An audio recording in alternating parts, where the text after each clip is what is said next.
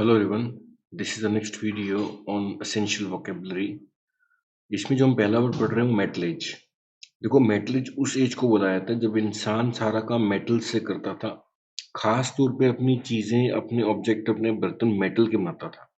अब मेटल में अलग अलग चीजें आ जाती हैं जैसे कॉपर, ब्रॉन्ज, आयरन एज। ये अलग अलग एजेस आई, यानी कि जब कॉपर के मेटल मशहूर थे, ब्रॉन्ज के एंड आयरन के। तो मेटल ऑब्जेक्ट्स जब यूज ज्यादा होते थे तो उसको क्या बोलते थे? मेटलेज। जैसे आप ये देख सकते हो यहाँ पर आपको लोग काम करते दिख रहे हैं, मेटल्स बनाते दिख रहे हैं। और पहले हमने स्टोन एज पढ़ा था।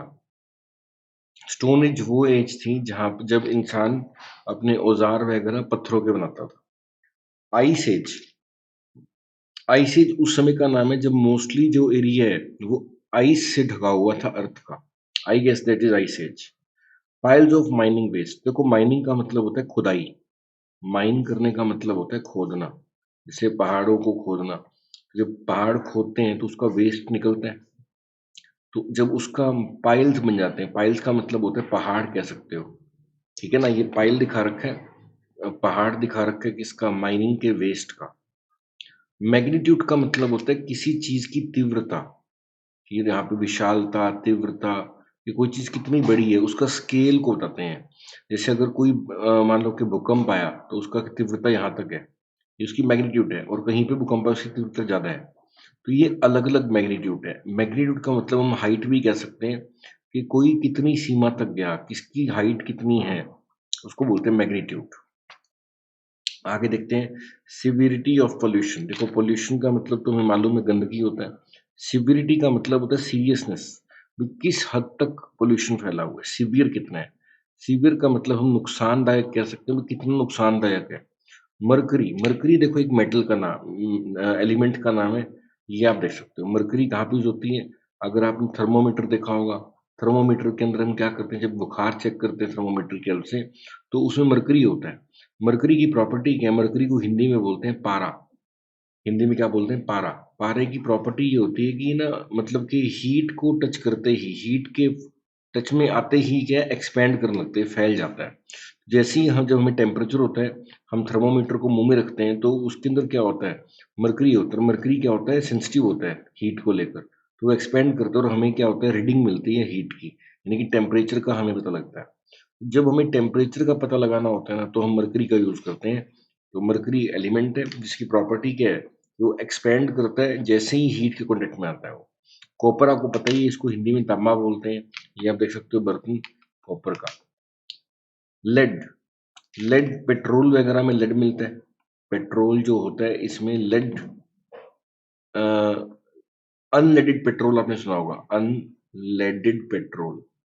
जी, यानी कि वो पेट्रोल जिसमें लेड नहीं है उसको बोलते हैं। अन का मतलब नहीं, लेड का मतलब, इसको हिंदी में सीसा बोलते हैं। हिंदी में क्या बोलते हैं? सीसा बोलते हैं। तो जिस तेल के अंदर, जिस पेट्रोल में लेड नहीं होता उसको बोलते हैं अनलेडेड पेट्रोल। जो अनलेडेड पेट्रोल होता है ना, ये इंजन को खराब नहीं करता। अगर पेट्रोल में लेड होता है तो उससे क्या है? इंजन की एफिशिएंसी कम हो जाती है, इंजन खराब हो जाता है गाड़ी का। निकल, निकल भी एक धातु का नाम है। इसकी पिक देख लेते हैं, निकल है, ये निकल है। नेक्स्ट न्यूटन के लॉ। देखो न्यूटन एक साइंटिस्ट था। न्यूटन एक साइंटिस्ट था, आपने शायद कहानी सुनी होगी कि एक बार मतलब कि न्यूटन पेड़ के नीचे बैठा था और एक सेब गिरा।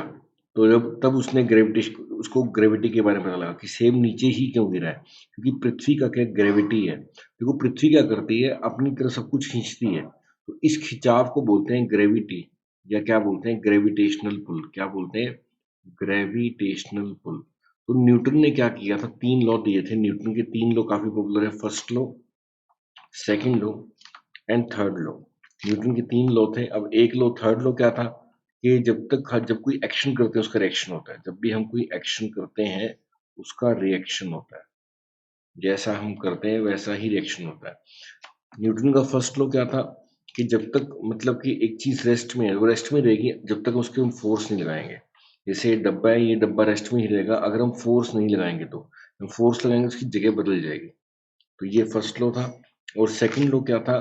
कि जो फोर्स होता है is equal to mass into acceleration. तो ये इसकी डिटेल में जाने की जरूरत नहीं है, क्योंकि हमारा टारगेट तो इंग्लिश सीखना है। बस आपको बेसिक पता होना चाहिए कि न्यूटन के 3 लॉ थे, न्यूटन कौन था?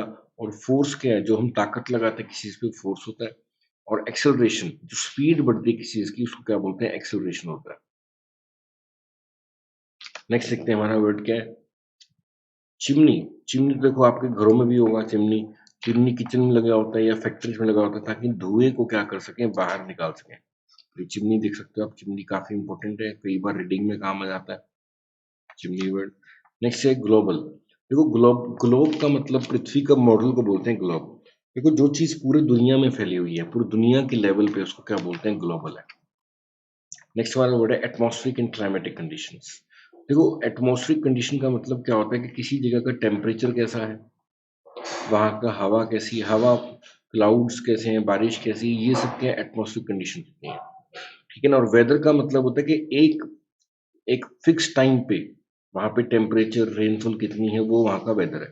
तो एटमॉस्फेरिक का मतलब होता है थोड़ा सा ब्रॉडर टर्म है, और वेदर का मतलब थोड़ा स्पेसिफिक टर्म है। जैसे मान लो कि अब हम दिल्ली में रहते हैं, तो दिल्ली में मतलब कि गर्मियों में कैसा मौसम होता है, वो तो हो गया वहाँ का एटमॉस्फियर। वो क्या हो गया? वहाँ का एटमॉस्फियर हो गया। लेकिन आज दिल्ली में कैसा मौसम है, ये वेदर हो गया। ठीक है ना। जब हम स्पेसिफिक डे एंड टाइम की बात करते हैं, प्लेस की बात करते हैं, उसको बोलते हैं वेदर। जब हम जनरल बात करते हैं उसको बोलते हैं atmosphere. Okay, bay and gulf. देखो बे और गल्फ में क्या फर्क होता है? देखो बे और गल्फ ना मतलब कि अ, समुद्र के ही पार्ट है, मतलब कि अलग अलग नाम है समुद्र के एरियाज का। जैसे एग्जांपल देखते हैं।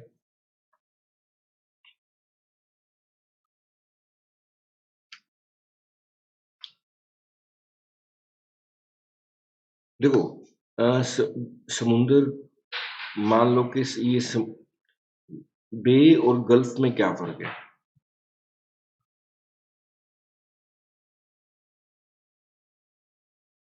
ये है हमारा गल्फ और ये है हमारा बे। जो बे और गल्फ में फर्क होता है ना, कि गल्फ की ना ओपनिंग ज्यादा चौड़ी होती है, पहली बात तो ये। और बे की ओपनिंग कम चौड़ी होती है।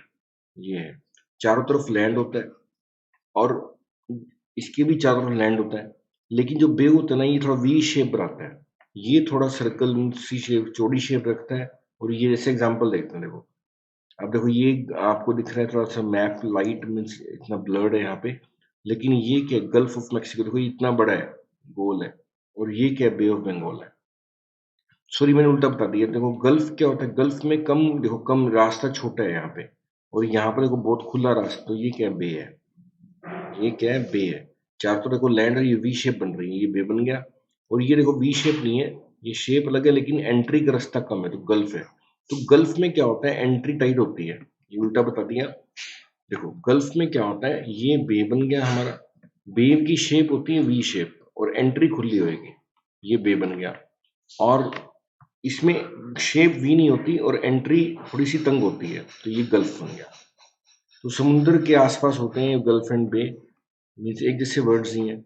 नेक्स्ट देखते हैं। जैसे गल्फ ऑफ मैक्सिको है और ये बे ऑफ बंगाल है। देखो कैनाल हाउसिंग, कैनाल का मतलब हम ये कह सकते हैं, कहीं से कोई नदी नाला निकल रहा है, वो कैनाल है, उसके साथ की जो हाउसिंग होती है उसको बोलते हैं कैनाल हाउसिंग। Nuclear reaction. देखो न्यूक्लियर रिएक्शन में क्या होता है कि दो एटम्स मिलके ना एक नया एटम बना देते हैं और बहुत सारी एनर्जी पैदा होती है। या एक एटम टूटकर दो एटम में बिट जाता है और बहुत सारी एनर्जी पैदा होती है। तो ऐसी रिएक्शंस को बोलते हैं दो एटम्स का मिलना, उससे एक एनर्जी पैदा होना, नया एटम बनना और एनर्जी पैदा होना। या एक एटम का स्प्लिट हो जाना, टूट जाना दो के अंदर और एनर्जी पैदा होना। इनको बोलते हैं न्यूक्लियर रिएक्शंस। अब न्यूक्लियर रिएक्शन में आपको ब्रॉडली अगर इतना पता होना चाहिए कि अगर दो एटम है, ये दोनों मिलकर एक नया एटम बना रहे हैं और साथ में बहुत सारी एनर्जी पैदा हो रही है, तो इसको हम क्या बोलते हैं, न्यूक्लियर फ्यूजन रिएक्शन। क्या बोलते हैं, न्यूक्लियर फ्यूजन रिएक्शन। फ्यूजन का मतलब होता है मिलना, और अगर एक एटम है वो स्प्लिट हो जाता है दो के अंदर और बहुत सारी एनर्जी पैदा होती है, इसको क्या बोलते हैं, न्यूक्लियर फ्यूजन रिएक्शन। क्या बोलते हैं, न्यूक्लियर फ्यूजन रिएक्शन। ये दोनों की बात ध्यान रखनी है। न्यूक्लियर फ्यूजन का मतलब क्या होता है, जब 2 मिल जाते हैं तो फ्यूज़ होना में मिल जाना होता है, और न्यूक्लियर फिशन का मतलब 2 ब्रेक हो जाते हैं और एनर्जी पैदा होती है। ये न्यूक्लियर फ्यूजन जो रिएक्शन है, ये सन के अंदर होती है।